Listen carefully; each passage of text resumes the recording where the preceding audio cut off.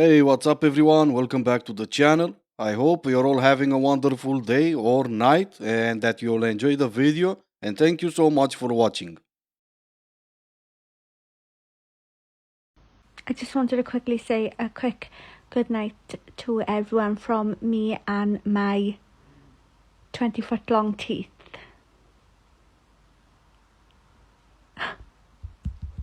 Well, I mean, at least they are white, so I guess that's a plus. Let's also not forget your 20 feet wide lips. Either way, good night to you too. Don't say sorry. Try not to say sorry. Don't say sorry unless you've really done something wrong. Welcome back to my series for high value women and confidence.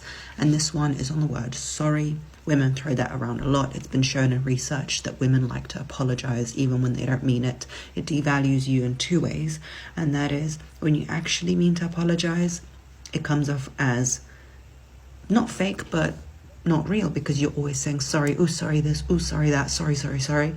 So use the word sorry when you're actually meaning to apologize. And secondly, it doesn't do you a favor, is because it makes you seem unconfident. It devalues how you come across to people.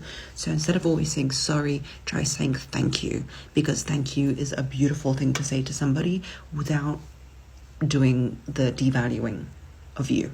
So if you're late by 5-10 minutes, instead of being, oh, I'm sorry, I'm late, say thank you for waiting for me. Thank you for waiting for me.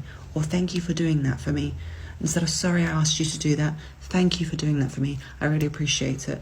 Unless you're actually sorry and you've done something wrong.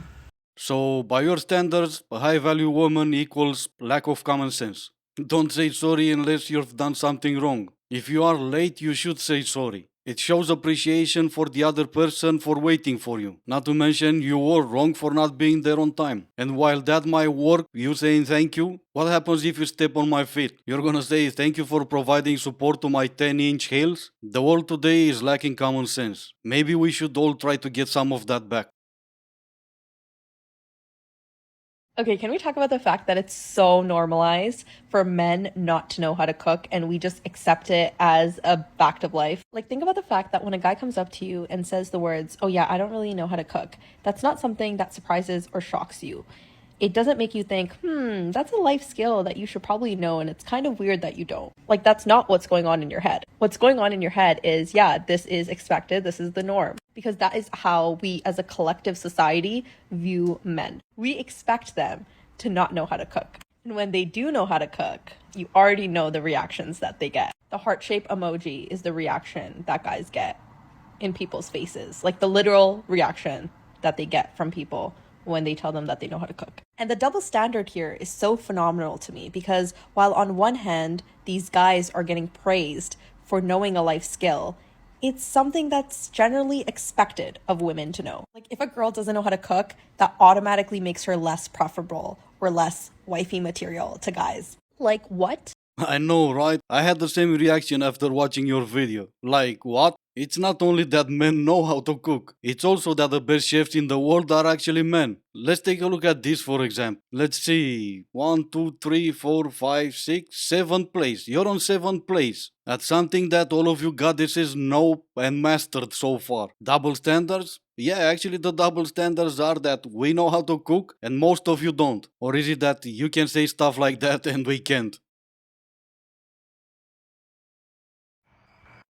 Okay. Because if he wants to talk about disrespect, we can talk about disrespect. We can talk about it right now. I need you to tell him that it's absolutely disrespectful that he could look you in the face with his two eyes and say that to you. I need you to tell him how disrespectful it is that he thinks in his mind that he can police what you can and cannot wear. And how disrespectful it is that he thinks that the amount of skin that you decide to show has anything to do with him. And how disrespectful he is as a person to think that he somehow owns the rights to your body and what you decide to put on it.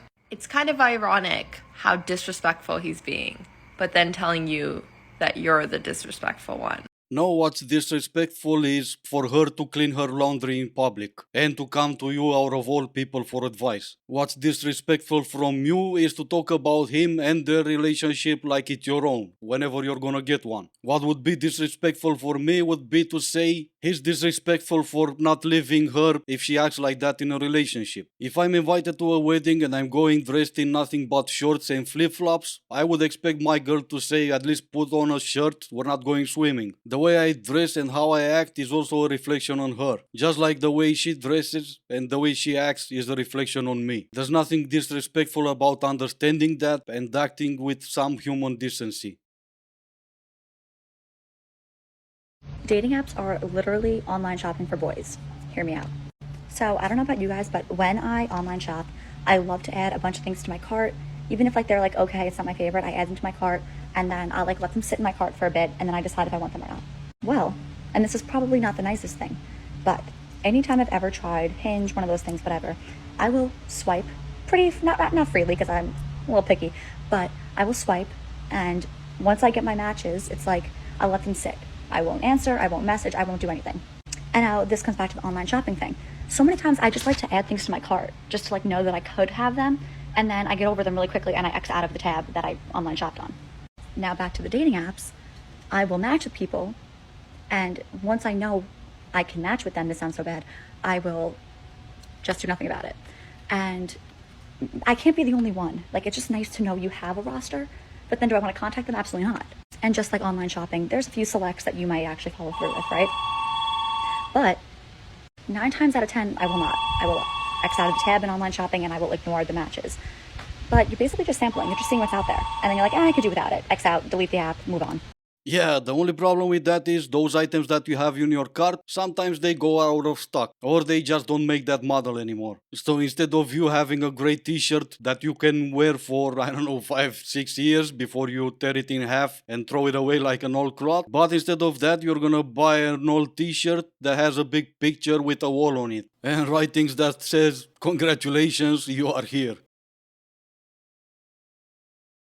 Yeah, because first it's like, oh, I'm not going to catch feelings, and then you're checking 2 horoscopes instead of 1. Block them. Absolutely. I actually agree with you. You should block them. If you're the type of person that based your entire existence around the horoscope, or if you value your relationship based on whatever planet is on retrograde or something, then you should totally block them. They're way better off without you. I know I talk a lot about being single. Hi. But I do want to say, I do actually date people. I'm just off on a date now. I just haven't met the right person. And that doesn't make me high maintenance, by the way, people. It does make me selective, and it doesn't mean that I know what I want, and it doesn't mean that I don't want to settle. And there ain't nothing wrong with that, because I've already created a wonderful life for myself. I'm very happy, and unless someone's going to add to that, it just doesn't make sense. But yeah, I do date. This is my first date in 6 months, though. Woo! Let's see how it goes. Single at 39, going on dates. Everything's great so far. But what I do find funny is you saying that you're not high maintenance. But if you have to say that from the beginning, doesn't that kind of means, whatever, I don't care. What I do find amazing though is that you kept looking at your phone while recording yourself and you kept showing us your shirt. So it's either your phone is really heavy or you really love your shirt. And I will say this, you look pretty good at 39, but I have a feeling I will be seeing you again at 49. Flowers cost £10 at most, £10, and even you can get flowers for £3, £4, £5. Now, me and you both know we can get flowers, right? As in, we can get flowers given to us by a man. But it requires us to ask, as in, do I really need to ask you for me to get flowers? I just want to get given flowers. I just want to pull up, or you pull up, and you've got flowers. I just don't want to expect it. I'll actually cry. I'll be like, oh my God, you got me flowers. You don't understand. It's the bare minimum, men. Bare minimum. I'm not even joking with us girls here. Well, I'm speaking for most of us anyway. It's the small things that actually make us over the moon. It just shows that you care. Do you know what I mean? It's the small things. So make a girl happy and get her flowers without her asking. You're welcome. Nah, I think I'm good. I didn't ask for your advice, and I'm not gonna follow it. If you're the type of woman that considers everything I do as bare minimum, then you're not getting flowers. You don't like asking for flowers? That's great. Stop asking. You're still not getting any even if you ask. I will bring you flowers for your birthday along with a present, but for the rest of the year, you're gonna have to be happy with electricity, running water, and with me paying the rest of the bills. Make a new video with you saying whatever is gonna be the bare minimum that you're gonna give to me, and then we'll talk more about flowers throughout the year. You want to be provided for, right? You want me to pay for everything, including those nails, the makeup, and the hair, and the clothes on your back? But because I'm not bringing you flowers, I'm not doing the bare minimum. At this point, I would rather eat those flowers like a goat than give them to you.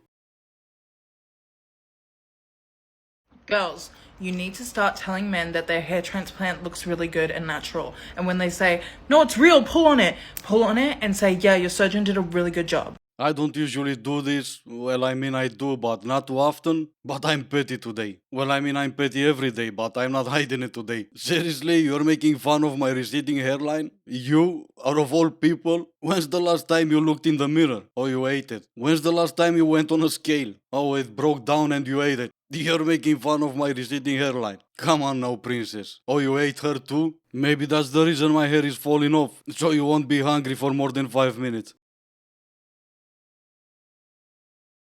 It's okay, guys. You can stop sliding into my DMs. I got a boyfriend. Wait, what? People are sliding into your DMs? We really do need to learn more about self-control and about respect. Respect for ourselves. Anyway, this is gonna be it for today. As always, I do hope you enjoyed the video. If you didn't, I still appreciate you for making it this far. Thank you all so much for watching. Stay safe and I will see you in the next one.